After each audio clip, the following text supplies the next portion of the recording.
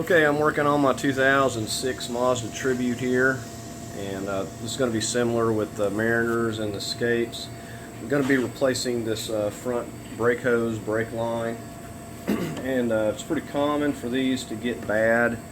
I'll show you what the one on the vehicle looks like here in a minute. This is the replacement.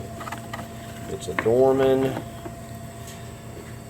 And I will say that these fit exactly, which I've run in with aftermarkets that sometimes they don't make them exactly right and they don't fit up, and it's kind of frustrating, but this is an exact fit.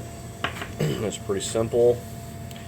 We just got a couple of ends that thread on. We've got a female and male, and we've got a couple places where we got some clips that hold it.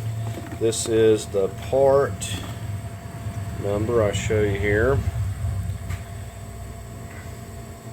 So and I'll show you what to look for. We're going to go ahead and get started here. I don't need a whole lot of tools. We'll need a 19mm jack stand. We're going to have to get the wheel off with a 19mm, and other than that we just need some pliers.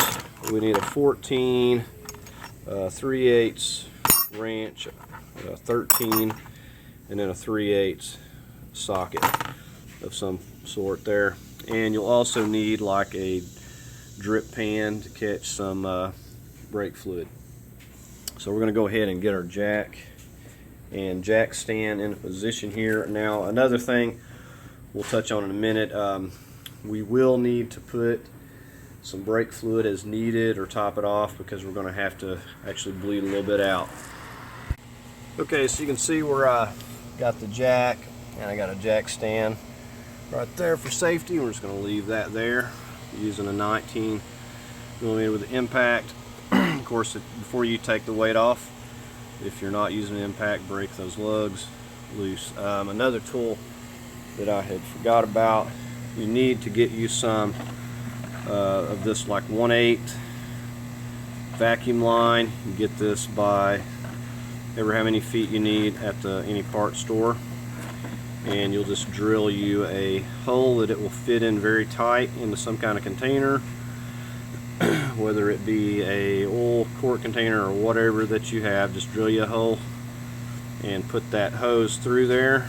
We're going to be using that to bleed our brakes.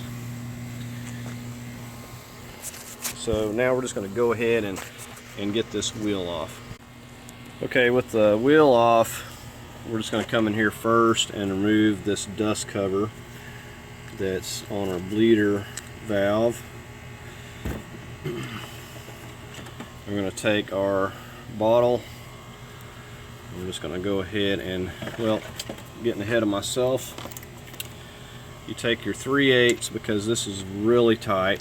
You don't want to start out with the wrench, 3/8 wrench, because you can just barely break it loose, just so you won't be stripping it with your wrench in a minute. And then go ahead and just put this on. It's a really snug fit. And then we can go ahead and let off any excess pressure that we have in there and let it drain.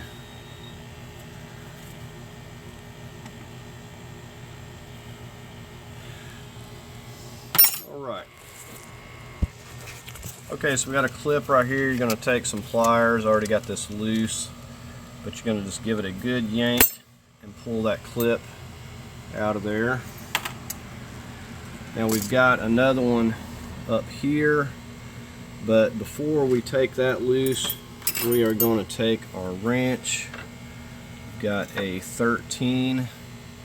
We're going to get on that and go ahead and break that loose.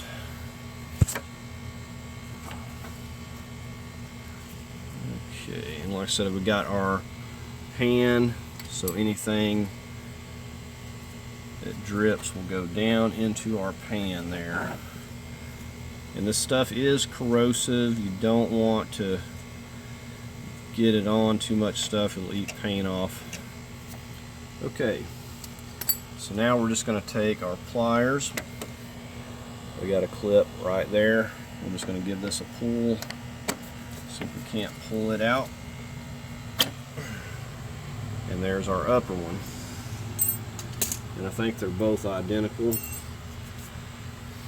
And now with that, we're able to lift up, and it does have some slots just like the other one that line it up. There's a little groove,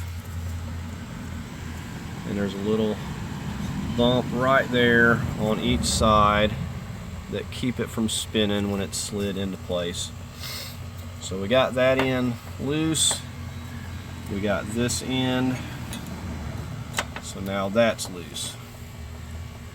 So we'll just keep that over our pan so it'll drip. So now we're going to go ahead and take our 14 millimeter, and we're going to get on this right here.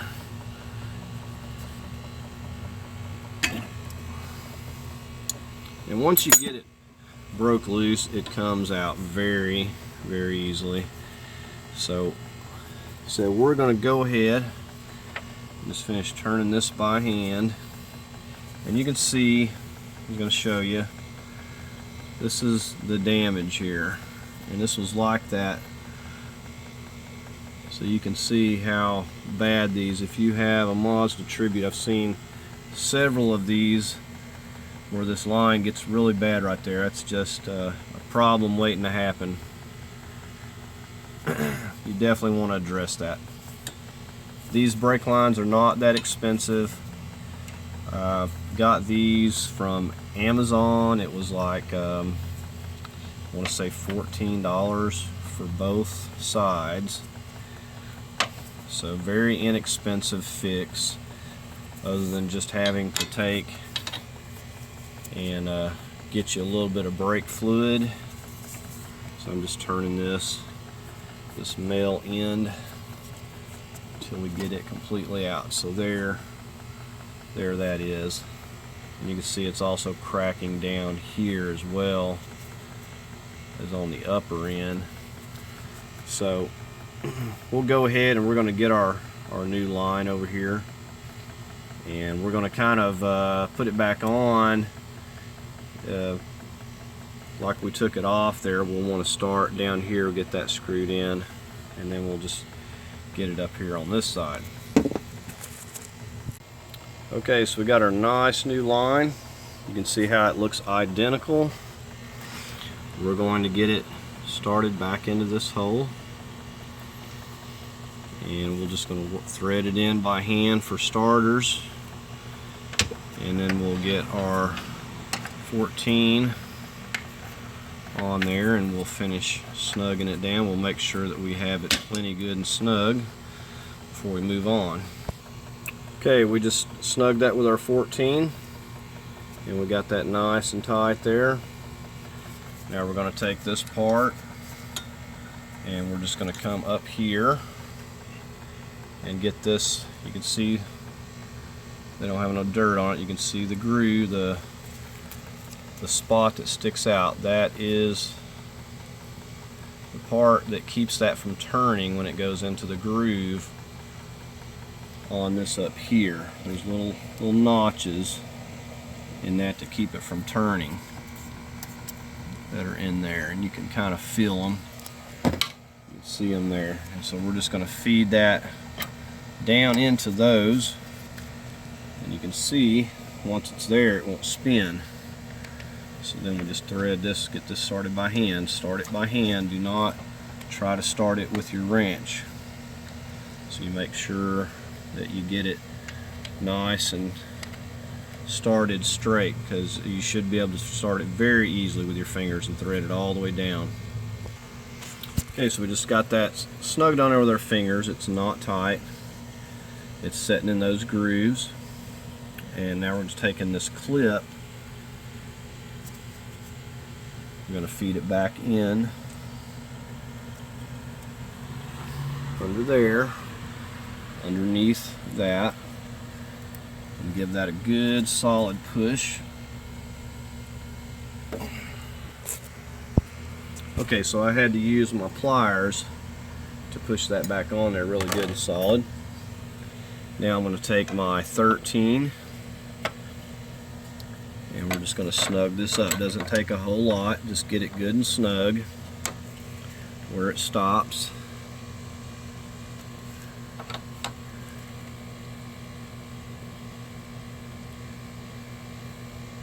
Okay, and that's good enough right there. Okay, so we got this tight. We got this down here tight. We're going to take, you see the groove, or the groove on there. We're going to take and put this, push this down, and line it up with one of them grooves so it doesn't turn. And then we're going to take this and we're going to slide this right back on there. Okay, so there's that clip pushed on. I was actually able to push that by hand and get that. So we're all secured up. So now what we're going to do is we're going to pump up our brakes. We're going to get a helper. We're going to close this off just lightly, and we're going to have a helper pump the brakes up, and we're going to take our 3/8 after they pump it up good, and we're going to crack this open, let a little bit of air and fluid out, and then close it back, and then we'll have it pump it up, and we'll do this several times. I like to do it 4 or 5 times just to make sure that I get plenty of this old fluid out and make sure I don't have any air that's going to be left in any of this.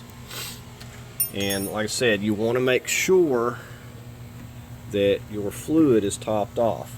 Make sure that you got plenty of fluid. So we're going to check this out.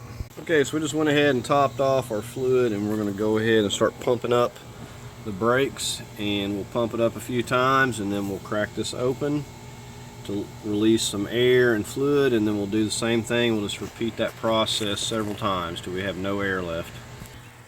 Okay, I'm going to replace this cap. We're done pumping the brakes, and we've done it several times. Ensure there's no air. We're going to go ahead and remove this hose here,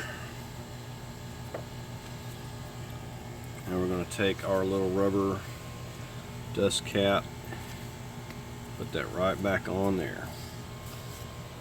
Alright, now the only thing we have left, now all this is good, we're going to go ahead and get our wheel back on, and we'll lower it, and then go ahead and torque these down to about 100 foot-pounds. Okay, so that's going to do it for replacing this brake line. I've done the same thing on both sides. They were both dry rotted really bad, and very simple job, yet a very important fix that needs to be addressed. You'll want to take a look at yours. I've seen several of these where these crack, or just known for cracking and dry rotting there at that loop there on the brake line. So you definitely want to take a look at that if you hadn't looked at yours. And it's very inexpensive and a very easy fix, other than just getting a little bit of brake fluid to do this. So I hope you found the video helpful. If you did, please give the video a like, and I invite you to check out some other videos that I have, and as always, I invite you to subscribe, and thank you for watching.